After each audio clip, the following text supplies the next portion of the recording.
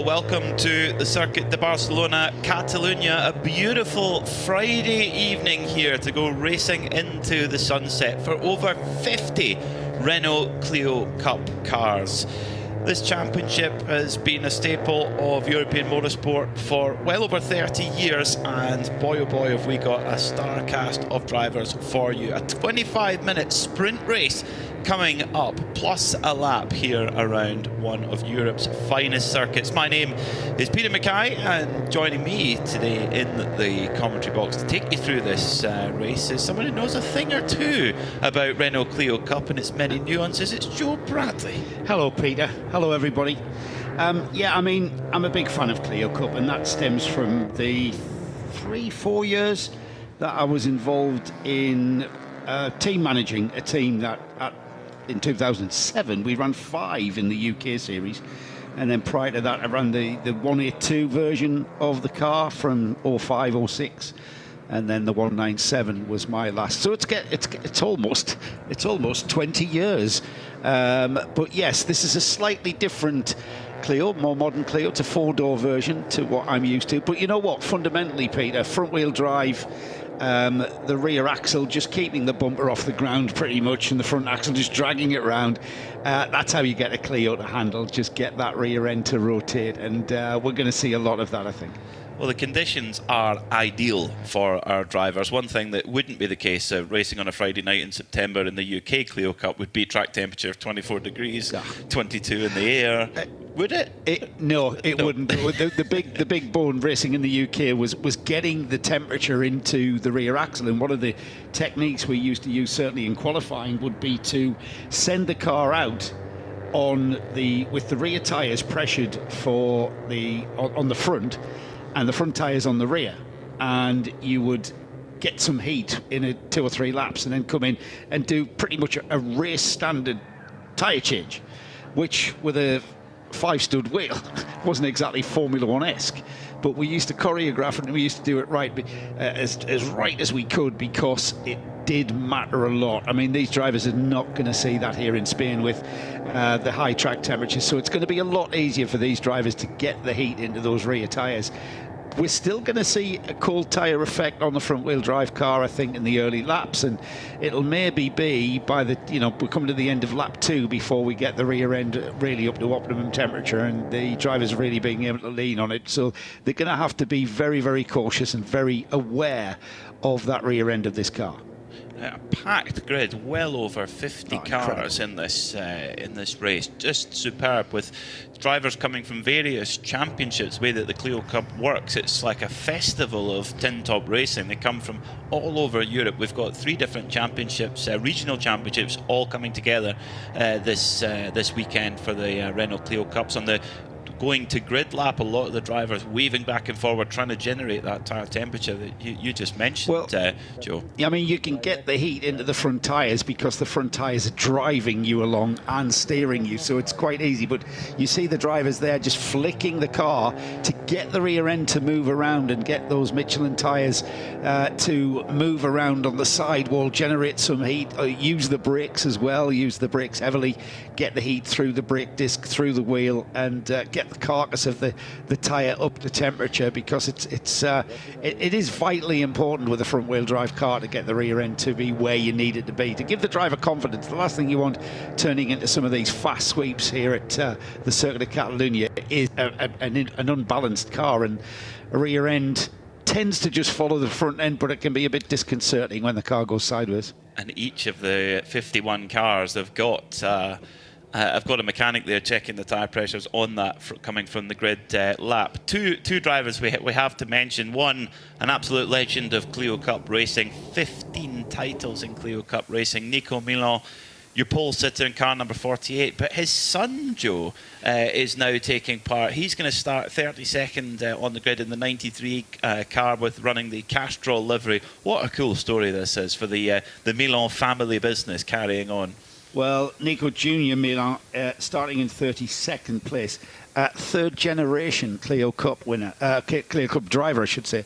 His father Nico following in his father's footsteps from this series, and it just shows how, you know, the Renault Sport now, the organising party of this series is now referred to as Alpine, which basically you peel back the Alpine sticker. It's Renault Sport under there, isn't it? They've been around since the 60s. That was when, and Renault Clios, of course, moved on from the Renault 5s. I mean, the Renault 5s I remember in the 70s. They were phenomenally entertaining to watch, and Clio Cup's been a big part of, certainly here on the continent, but also national series pretty much everywhere you look. Yeah, the first single Renault one-make series was back in 1966, the R6 Gordini Cup, which developed many drivers, but two that stuck out to me were Jean Ragnotti, an absolute, the best type of nutcase in a rally car. An incredibly good rally driver, and factory Renault driver. And you know what? You say Jean Ragnotti, and what do you think immediately? I think Renault. I think a Renault Clio at the most ridiculous angle of attack, and just a huge smile on my face. And then René Metka, who won the Dakar Rally for Porsche. Yeah, same thing. Came through Gordini's. And then we were talking we speak more from a UK point of view with the Renault Spider Championship, and Jason Plato, who went on to Andy Priaulx. Great success. Did Andy Priaulx go through Andy Spiders? Priaulx won the championship in the UK, the Renault Spider Championship. Again, Renault Sport sanctioned series, but Andy Priaulx came from hill climbing to the Renault Spider Championship and was his first experience of circuit racing, and he went on to be a world champion in touring cars, didn't he?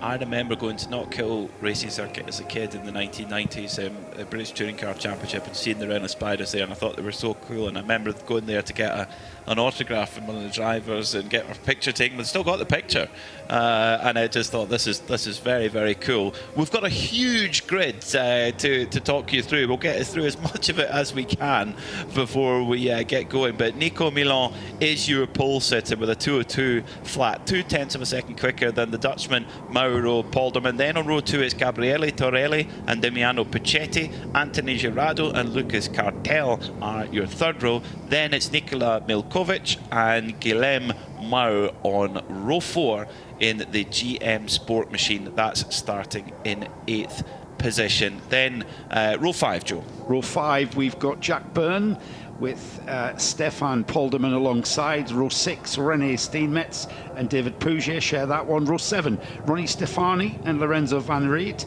And then we've got Natierik Knudsen, and he shares row 8 with Aurélien Renault.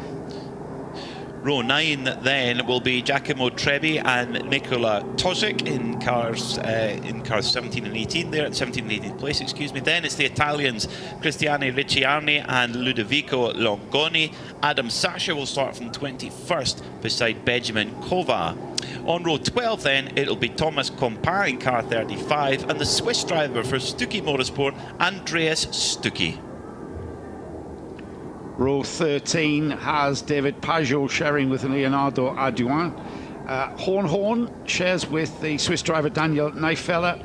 And then row 15, Sandro Cottini and Michael Carey.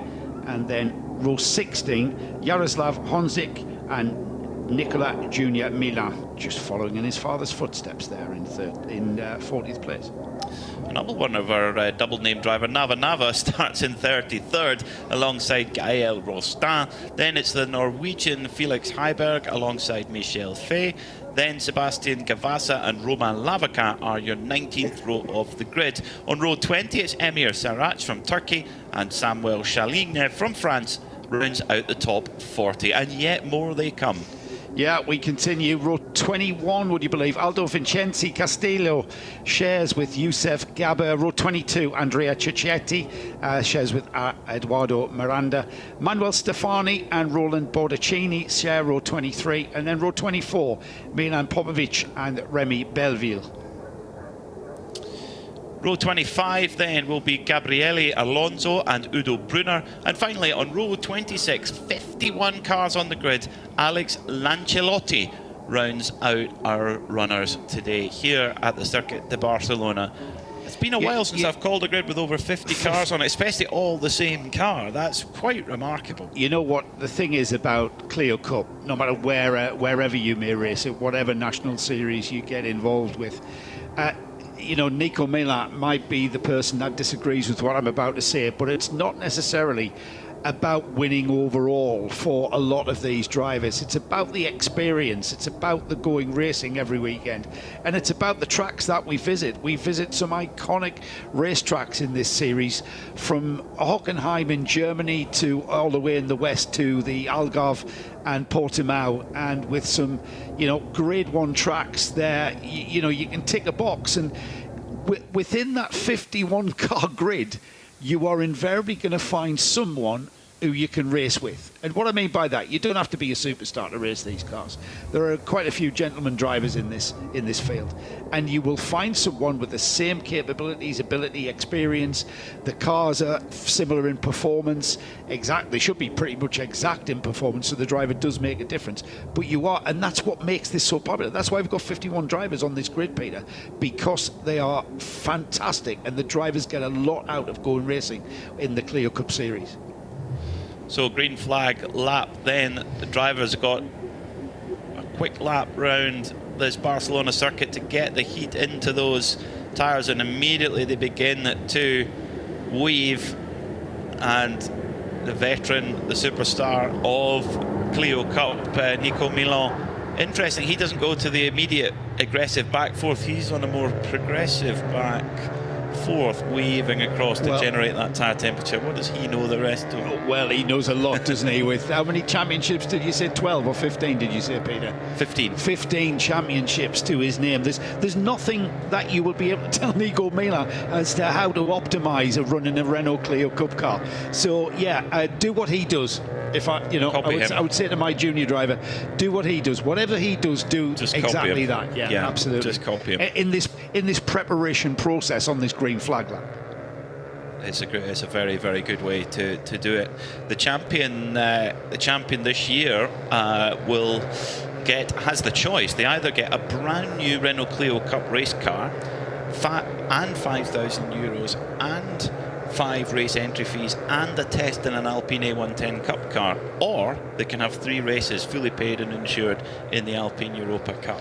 That's a heck of a prize. That's a great prize. That's a brilliant prize. I love prize drives because it gives such an incentive to enter and to compete. And if you are tight on budget, if you succeed, you get your opportunity to keep racing. If you win, you deserve to keep racing because clearly you're good enough. I mean, I think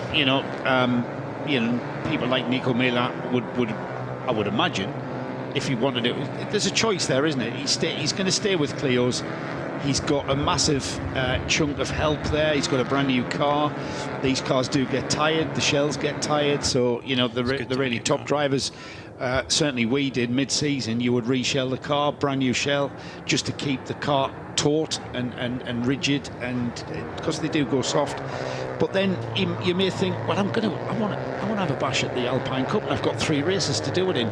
Pick your tracks, and go and have 3 races in the Alpine Europa Cup, which are a completely different car, and just gain the experience. But that's what these drivers are racing for. But you know what, Peter? There's only going to be a handful, if that, 3 or 4 drivers who will come into a series like this, such a competitive series, with any thought of, I am going to win this championship. The rest are going to go, I'm going to enjoy running in this series, and I'm going to have a ball doing it, because the racing invariably is going to be very, very close. We're about to see that. I've put my house on that. Because Renault Clio racing is very much that. It's bumper to bumper, side by side, door handle to door handle. So strap yourselves in, everybody, because we have got 25 minutes of flat-out front-wheel drive racing from the Clio Cup Series. It'll go by in a flash. Well, your championship leader by 100 points is Gabriele Torelli. So he's sort of sitting on the cusp of knocking Nico Milan off a very long-standing perch.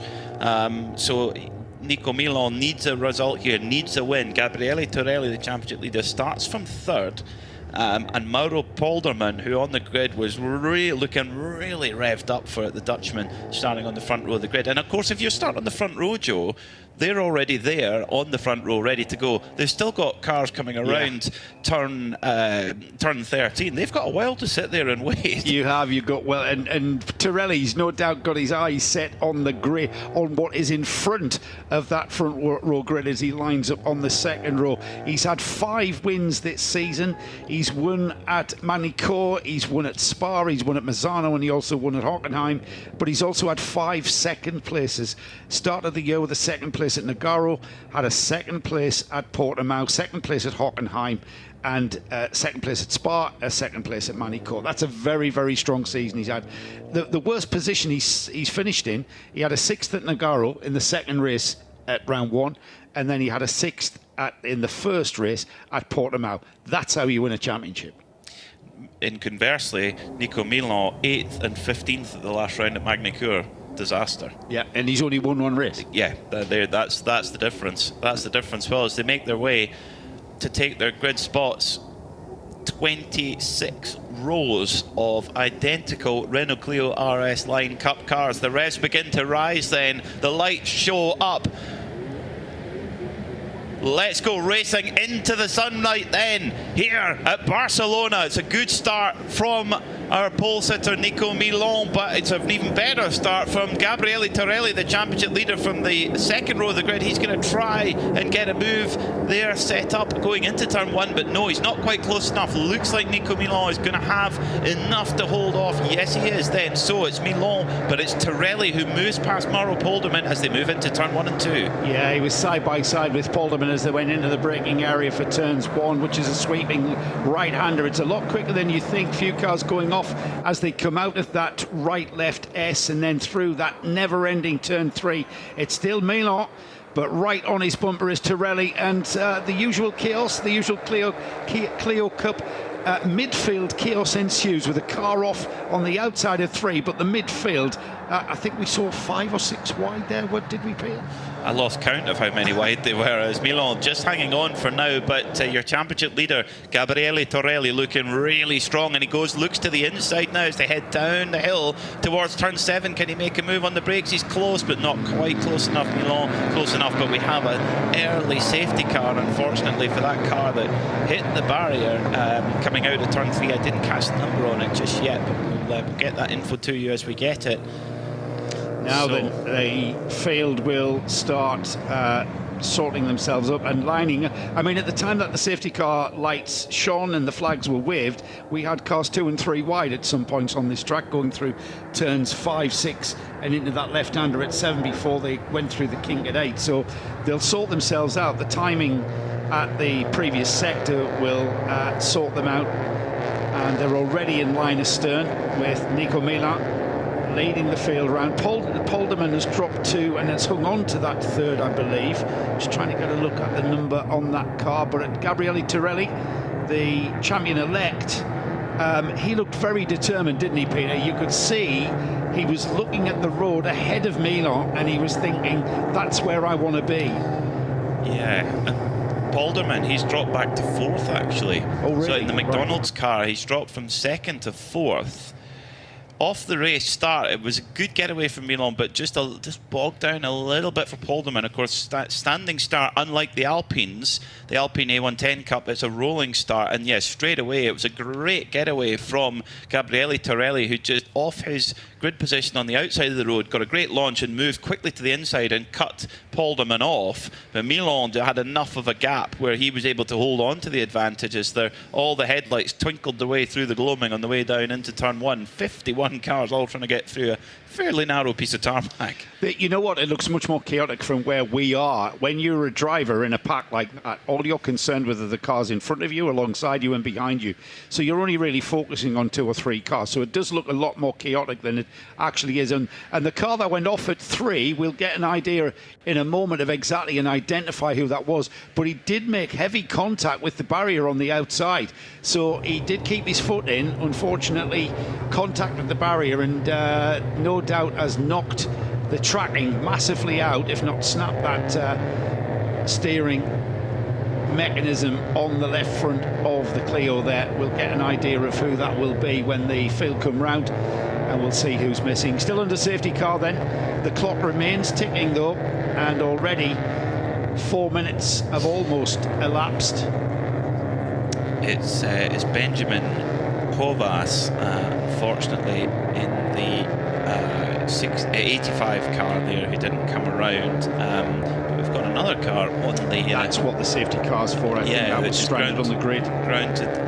Okay, yes. So there's the cars on the grid. That is the number 65 of Sebastian Gavazza that's having to be attended to at the moment by the circuit team. They've deployed the pickup truck. The marshals are pushing it down. It's actually gathering at quite a speed, with 3 marshals pushing it along here. They're into a full sprint, trying to get the car into a position of safety so we can go back racing again. The field is right around the other end of the circuit, so we should actually be able to get this to a point of safety and clear up and get back racing again. Unfortunately for Seven Hills Motorsport and Sebastian Gavazza, that's you can put in all that preparation, all the practice, ready to go, you've paid your money, and it's happened to everyone. Any racer has happened to everyone. Doesn't matter what you race, Peter. There's to experience that kind of deflation. You are on the grid, you're on the limiter with your heart rate, and then something's happened with the car. Maybe he stalled and it wouldn't refire. We are just speculating as to what the problem was, but the car was pushed through the gap and into the pit lane, so it didn't get there under its own steam. It was pushed pretty much off the grid and into pit lane. So a problem that has taken that car out before it even started.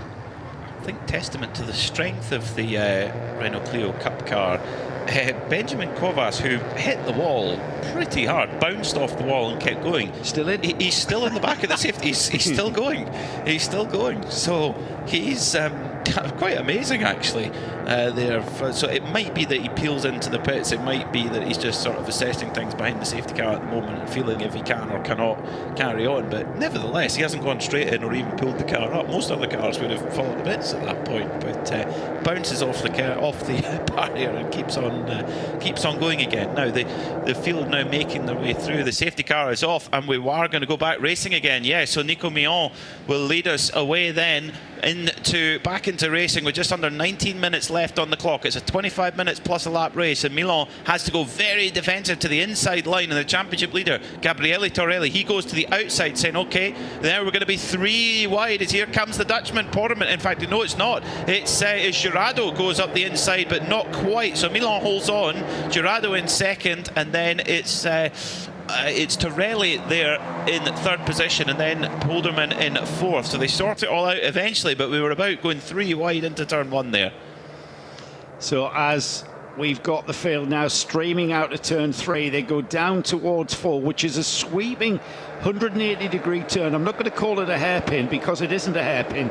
It's a sweeping turn that comes back on itself, and then from there you're very quickly towards what is very definitely a hairpin, and cars there having to brake very hard for the downhill sweep at the left-hander. It's a lot quicker on the exit than you think. You can carry a bit of speed out of that corner, and then you're immediately heading back uphill through a left-right kink at turns 7 and 8, and then, Peter, onto the daunting turn 9, which is a right-hand sweep here, and it's almost flat out through the gears. It's a complete acceleration zone, and you're just hoping that that rear end has warmed up. And with those slow laps behind the safety car, there was a worry, no doubt, in the minds of some of these drivers as to exactly where that rear end was. But for Nico Millon, he leads onto the infield section now, and the spectators up there will get a great view of this battle, because it's not over at all, with Jurado now glued to that rear bumper of Millon. So it's what was a 2-car battle is now a 3-car battle because Torelli's not out of it. You could throw a whole lot of extra members to the cast of this drama here, but Milan had to go very defensive into the Cassia hairpin, but managed to hang on to it for now. But Girardo looking really racy. He's just set the fastest lap of the race, 2:02.8. Milan has to go very defensive to the inside. Girardo runs him all the way over there. Now he's going to try and go around the outside. Girardo might have an overlap here. Oh, but Milan very late on the brakes, locks up a little bit as he little puff of smoke from the Michelins as they go through turn 1 and 2. But Milan just hangs on for now. But Girardo is all over the back of him. Girardo had carried a lot of speed. He had the outside line going through turns 1 and 2. They're going to be bumper to bumper for the next 16 minutes, Peter. Everyone strapped themselves in, and here he comes again. Girardo having a look down the inside. Not quite enough momentum to get him alongside, because that is a very, very fast, sweeping right-hander that continues and continues. There they are into turn 1. We saw the number 48 locking that right front as he turned into turn 1. Whether that has flat spotted that right front tyre remains to be seen, Peter, as they head towards 9 now. Well, as if Milan didn't have any bigger problems. He's, yeah, a flat-spotted tyre is not what he'd want to see, but fantastic racing. The body language of these cars as Milan runs wide, as coming through up through turn 7 and 8. He runs really wide up over the curb and loses a bit of momentum there, I would suggest. And Girardo is looking so racy. He's got pace. He knows he's got more pace, but he has to try and get by. And you're trying to get by someone who's won 15 titles in this car. Here comes Girardo up the inside. Is he going to sit it on the door? You bet he is. Tin top style, parks it into the door of Milan as they come side by side now, but Milan's going to have the inside now for turn 12 and stuffs it up the inside himself. They give each other racing room. The rear wheel's cocking in the air for Milan. The inside rear wheel is nowhere near the ground. They're still side by side. The mirror's been pushed in. Milan takes it back for the lead. And if anything, Peter, they're going to stifle their momentum through the penultimate turn. They're into the final turn now and head out onto the start-finish straight. They've stifled their momentum, and if that third place car of Gabriele Torelli has kept that momentum, that's going to put him on terms all the way down this straight now. There's a bit of slipstreaming going on, and Girardo goes out to the left. Milan defends, and it's now a 3 car. They're 2 wide, 3 wide almost into turn 1, and that car squirms underneath Milan, but it's Milan that leads through turn 1 and turn 2. But here comes the number 5 again, side by side. Fantastic stuff. Milan had to be so late on the brakes, and that compromised them on the exit of turn 1. And Girardo, I think, might get it here as they come around turn 3 into our view. They're now going to be 3 wide because here comes Torelli around the outside. Car number 12 of Torelli. He goes up the inside, so he goes from 3rd to 1st. Does he? They're 3 wide. 3 wide through turn 3. It's Torelli. Milan's in the middle. Girardo's on the outside. Girardo's dropped back to 3rd. Milan's going, no, I had the lead a minute ago. I don't think so. Whereas Torelli's going, wait a minute, I've got a championship lead. I don't want to throw this away in the gravel trap, but that's not the way these racers think, is it? Milan fights back then into the lead, or does he, as they come down the hill towards turn 7 then. Milan's white wing mirrors flapping about all over the place, and he takes the position back again, so Milan just into the lead and no more. Wow. He looked really calm, didn't he, Nico Milan? He just sat there. His right-hand door mirror was flapping away side by side with Gabriele Torelli, who is now up into 2nd place. But look who's coming. Girardo is not happy, and with these 3 squabbling over the same real estate, we've now got another, what's that, 1, 2, 3, 4, but potentially that 2-car battle has turned for the lead, has turned into, what's that, 6 cars now, potentially, as they come out of the infield section towards the penultimate turn. Here they come, back towards us on the start-finish straight through the right-hander. The penultimate corner here, absolutely flat chat, and then into the final turn on the brakes. They ought to settle the car, and then straight on the throttle. And then it's all about the momentum that you've carried through that final turn. Here we go, it's a drag race down to turn 1. I count 16 Clios, 16 in this TGV of Clios. There's 16 carriages here, as Milan has to go very defensive again down towards turn 1, but Here comes Gabriele Torelli in the number 12 car on the outside, but Milan, I think the critical difference here, Joe, is that Milan is just that little bit better on the brakes into turn one. It's the biggest braking zone on the circuit, top gear down to not quite bottom gear, but it's a very, very big braking zone. I tell you what, Peter, he's making that brake into turn one look very, very easy indeed. However, the rear end of that Clio is squirming around. He's absolutely on the edge, and he's so on the edge, he's on the edge of just losing that rear end and going through 180 and pointing the wrong way.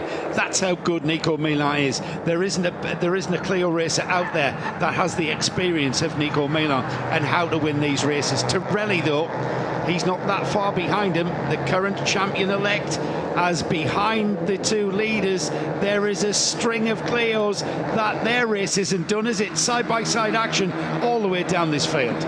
Everywhere you look, there's battles going on. It's all car off into the gravel. It's another one of the Castrol cars gets run out wide, and if you lose that little bit of momentum, you just get freight train, because there's 16 cars from first down to 16th. If you make one little mistake in that pack, you're at the back of the pack. Yeah. It's so punishing. But you're right, Milan just has that almost mythical level of feel. But here comes Torelli, shows a nose into Kasia, but not quite, but does gain a lot of time there on Milan. So Milan, now we're getting word through, it's car number 85, a drive-through penalty. Now that is the car, I'm sure, that got stuck on the grid, if my memory serves. He's down the field, Peter. He's way down the order. That's the car that ended up at the barrier. That's Benjamin Kovas, who's actually gained position, so the car's clearly got some pace in it, but drive-through penalty, that's a big penalty. The number 99, Guillaume Mayo, currently in 10th place under a massive amount of pressure from René Steenmetz, as the whole field, it seems, are line astern. We've got a train of about 16 cars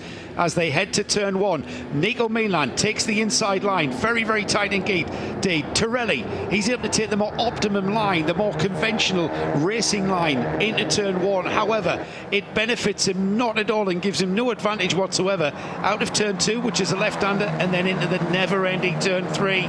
You just know the grief that left front tyre is taking a pounding through there. Here they come then, down towards turn four, and Torelli has timed this beautifully. He's got the inside line, and for the first time, I think, Torelli, champion-elect, is into the lead into turn four. Fantastic stuff there from Gabriele Torelli. Set it up very nicely. That really began at turn one, where Milan had to go very much defensive. He lost momentum, and Torelli built that move up into turn four. Now, can Milan fight back? But actually, he's got bigger problems from behind, because here comes Gerardo in third. He's going to try and dive bomb. Is he? No, he's not quite close enough then. So it's championship leader Gabriele Torelli in the white, red and black machine, leads away from the Castrol machine of Nico Milan. And Milan, we know, is very, very good on the brakes into turn one, but can he get the close enough? Can he get the run enough out of these last two corners? Remember, no chicane here on this layout. We saw, or we could tell, I should say, just how much pace Torelli had, and now he's proving what pace he has and trying to make that break. We've got Gerardo challenging Milan for that second place, and if Gerardo starts spoiling Milan's momentum, that's going to allow Torelli to make that break. And already we're seeing it about half a car's length. That's huge in Clio Cup, half a car's length between the cars, biggest gaps we've seen. Off goes car number 165 into the grass, goes Rolando Borracini. Does manage to get back going again, which is good. That was at turn 8. The rear just came around on him. It's fast through there. Fast left-hander. The rear came around, spun around and backed it onto the grass. Very lucky not to end up in the wall there. As here comes Milan, who doesn't even need to do the outbraking manoeuvre. He's got a big run on Torelli out the final corner. He actually had that position before the braking zone in turn one. Massive courage into that first corner braking area, but here comes Torelli back, and it's in turn 3 again, but I think this time he's on the outside of the corner. They've swapped positions from the previous lap. It worked for Torelli last time round. It's not going to work this time, because Milan has the ID line, and this has allowed Gerardo up the inside into turn 4. They're literally door handle to door handle out of 4 and down the hill to the hairpin and the left-hand hairpin at turn 5. And it is Milan, the number 12 of Gabriele Torelli, now second, and Anthony Gerardo just can do nothing. He's got nothing in the toolkit that'll get him up the order. Or what has he got up his sleeve? What is he keeping up his sleeve to the last lap? I wonder. This is going to go right down to the wire as using all the curb and more on the exit then for car 48.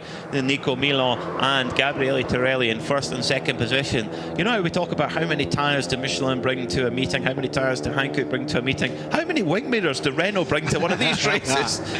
Yeah, they're going to need a few, aren't they, after this? And we're just focusing, of course, on the top places for the overall win. But all the way down this field, we've got this kind of door-to-door, bumper-to-bumper racing all the way down the order to 51st place. Well, 50th place, as we lost a car at the start.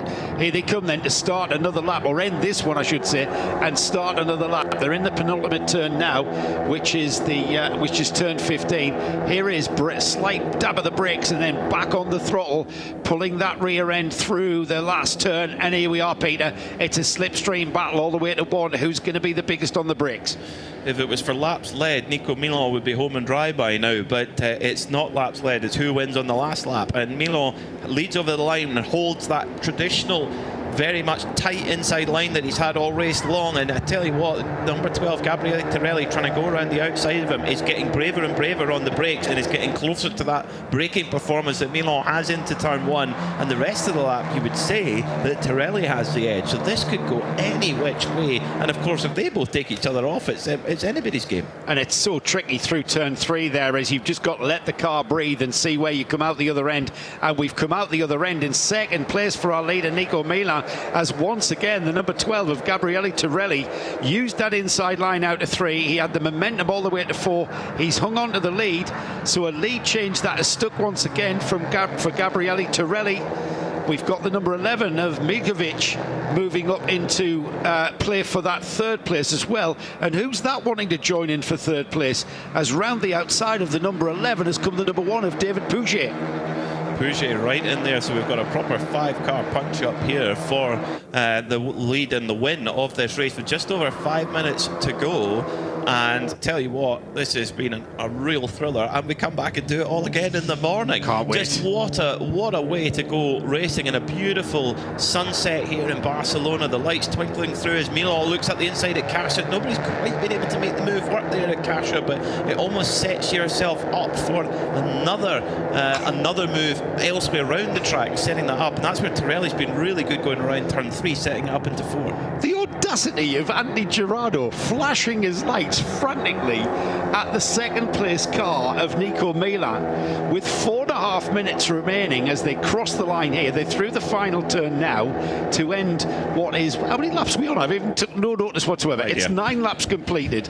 The gap across the line is a couple of tenths, firing the car left and right.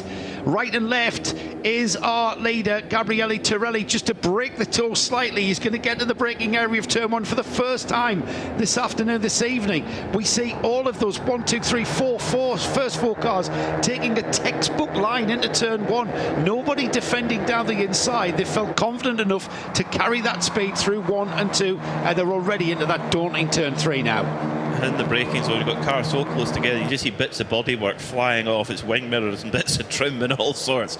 But Torelli there was quite aggressive in defending, weaving back and forth on the straight, trying to break that slipstream to the car behind to Nico Milan.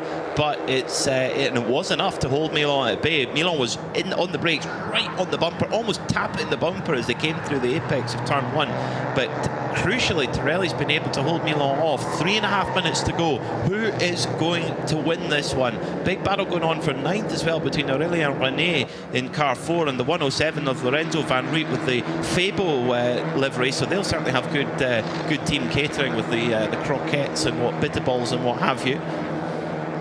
Now, don't forget that these drivers will be fully aware. I'm just looking on the pit wall, Peter, to see if there are any pit boards telling their drivers just how long is left. They will be aware of just how long is left in this race with the checkered flag looming. They'll want to be positioning their cars to protect wherever you are in the field. And it's sometimes you've just got to let that car go where it's going and not really try to stifle it to protect something, or else you're going to lose all your momentum, and we're going to have that all the way down this 50-car field that's running at the minute. They are absolutely on the limit at the front. Torelli, Milan set his best sector in sector 1. Torelli set his best sector in sector 2. And actually coming out the final corner, Torelli has put a critical car length between himself and Milan, but Milan is right in there, and there's a car off in the background and goes through the gravel and gets back going again. Coming out the final corner, didn't see which number it was in the haze and glaze of headlights, but Milan is not close enough to get anywhere near Torelli into the braking zone. Is this where Torelli makes a breakaway? As meanwhile Girardo holds off Milikovic for third place. Well, we've seen this kind of form from Gabriele Torelli pretty much for the whole of this 2024 season, with 5 wins and 5 second places. If he hasn't won, he's come second pretty much. The lowest position he's had is 6th in this season's events. So right now, showing why he is the champion-elect. He's pretty much clinched the championship. He has clinched the championship going into these last 3 rounds. This is the final round of the Spanish series, but interacting with the Italian and the Mid-European Championship as well as what these 50 drivers are doing. We've got 2 wide action for, is that 5th and 6th, the number 11?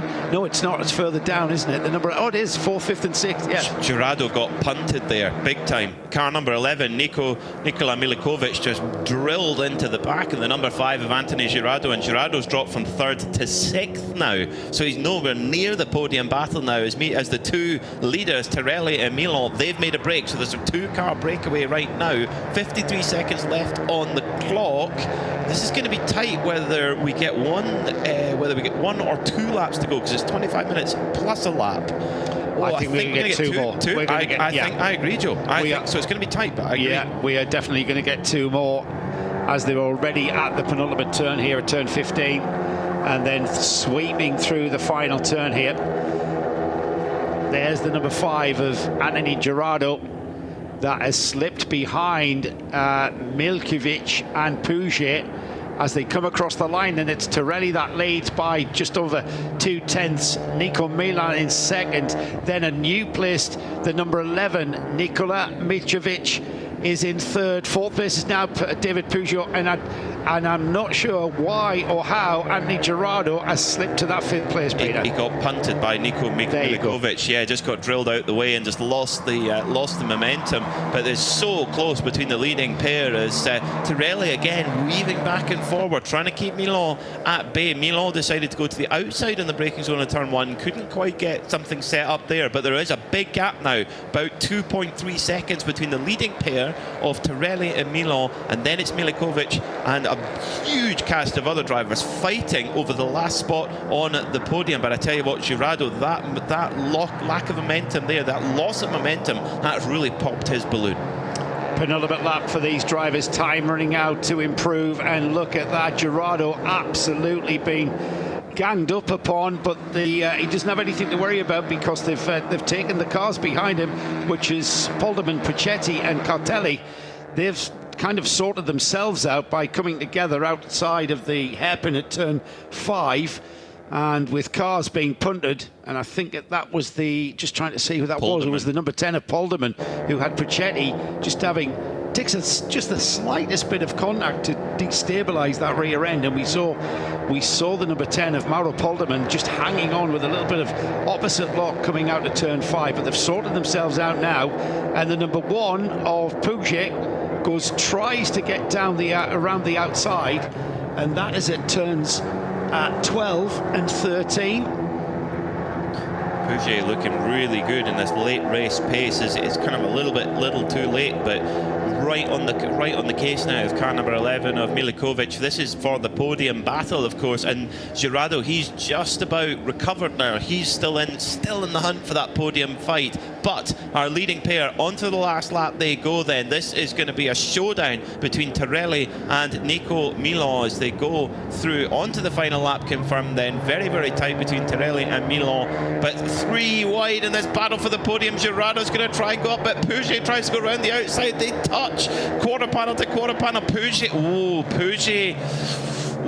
straightens the wheel up and puts the foot down. I think the stewards might have a look at that one. That was naughty going through turn 1 and 2, I think. Well, we'll leave that to the stewards, Peter, because that's not our job. Out in front, that absolutely isn't. Out in front, It's Gabriele Torelli.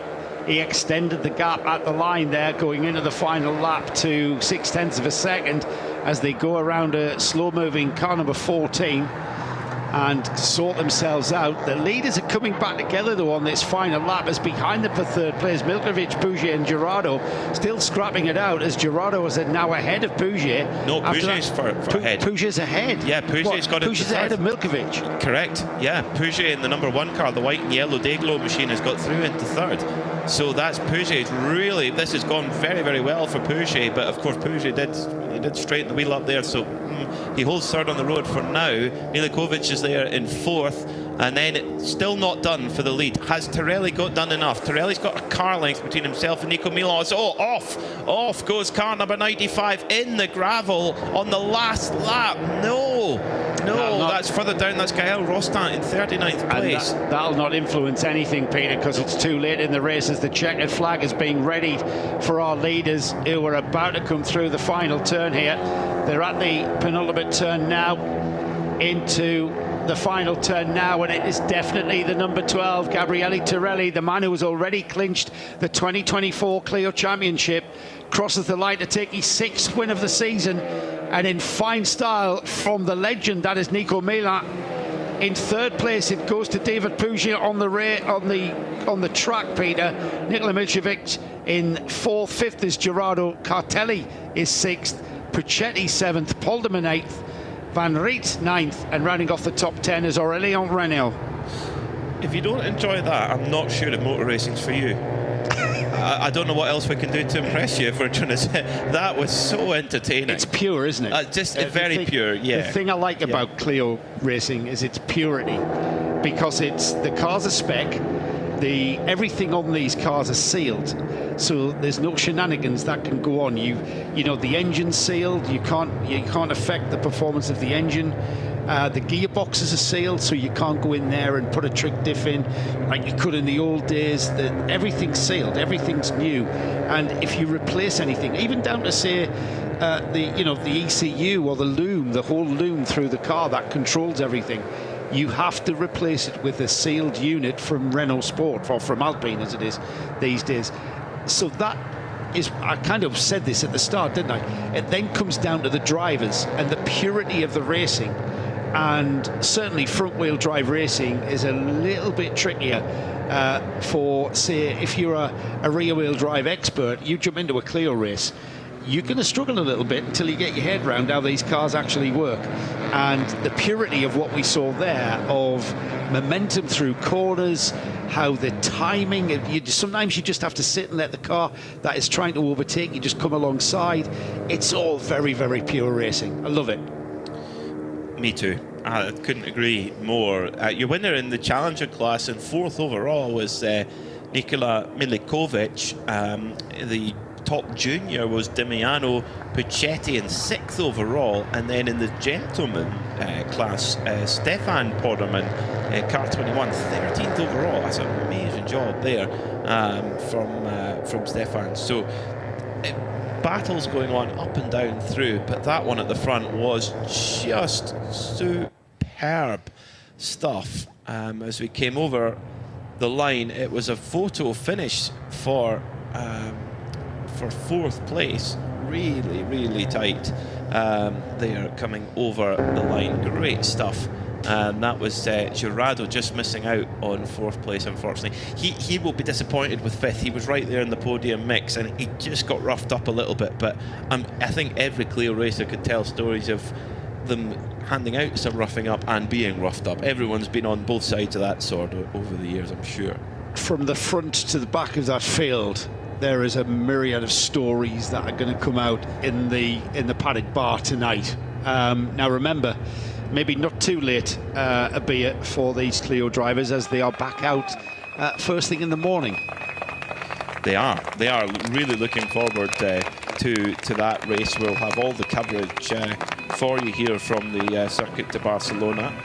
Wonderful place to visit. If you've not been, come. It's just a great weekend away, whatever you come to watch, really.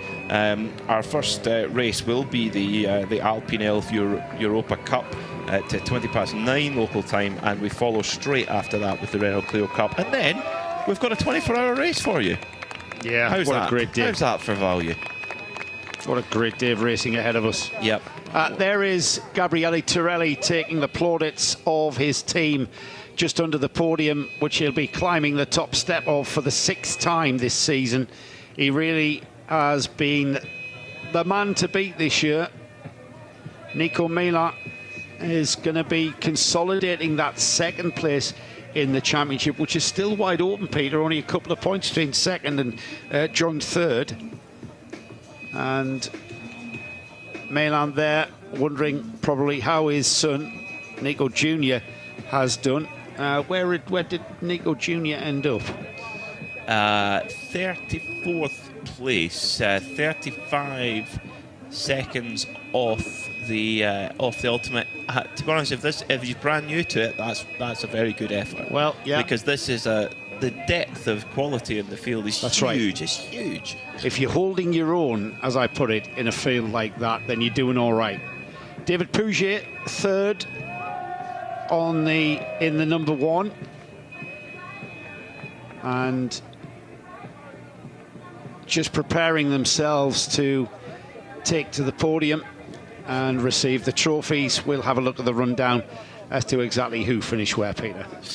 What a run it was. Stories up and down the grid, but overall it was Gabriele Torelli coming out your winner by 0.6 of a second over series legends Nicolas Milan. David Pouget, great run from him. He was very strong late on in the race. The better qualifying, he might have been able to challenge for that win there, but he came home in 3rd. Nikola Milikovic, your winner in the Challenger class, with Anthony Girardo rounding out the top 5. Then it was Damiano Pichetti, Mauro Polderman. Started from 2nd, faded back to 7th. He might be a bit disappointed with that. Lorenzo Van Riet rounds out the top 8. Beyond that, 9th place was the Orient René. Guillaume Mayo was 10th. 11th was Stefani. Giacomo Trebbi was 12th. 13th was Stefan Polderman. Leonardo Adjuni was next up. 15th, Christian Ricciccini. René Steenmetz, 16th. Finishing in 17th then, it was Nuterik Knudsen, followed by Ludovico Longoni, Andreas Stucki, Adam Safia, David Pajot, Thomas Compin, Horn, and Jaroslav Honzik rounds out your top 24 cars. 25th down over is Točić, Niefeler, Lanciolotti, Miranda, Cartel, Cutini, Heiberg, and Nava.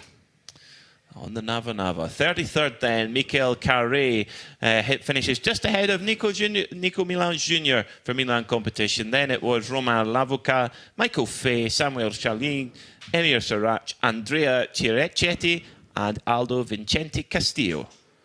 And then in 41st, Youssef Geber, Milan Popovic, Remy Belleville, Manuel Stefani, Rolando Bottocini, Gabriele Alonso, Gael Grostat, Udo Brunner was 48th.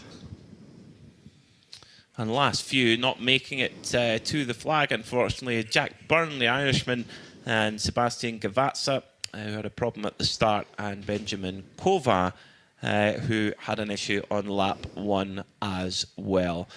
Well, the Renault Clio Cup, it just never disappoints. 25 minutes of racing packed from start to finish with action.